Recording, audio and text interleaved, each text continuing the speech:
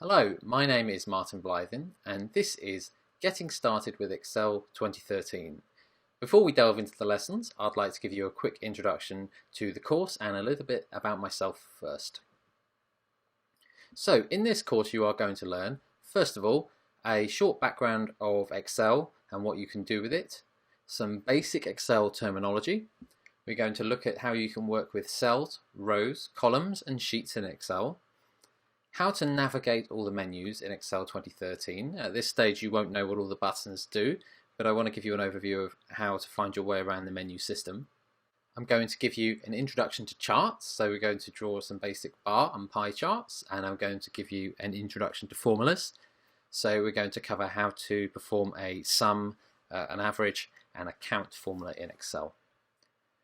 I'm also going to teach you how to save your work in the correct format using the right type of Excel workbook. We're going to look at how to print and export your work, particularly to PDF.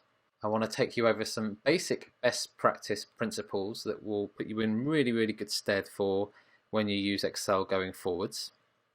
And I'm also going to cover how to enter data in Excel, so that includes how to sort it and how to format the data that you're entering, so things like the colors of the cells and how to create numbers or dates and things like that.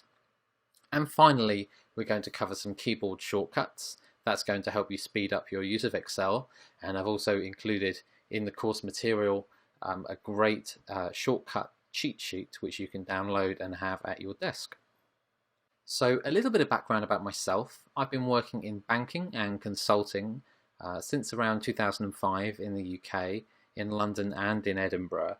And predominantly most of my work has been based around process improvement and management reporting, and what that's given me is a great grounding in pretty much every version of Excel and pretty much every functionality that's available in Excel.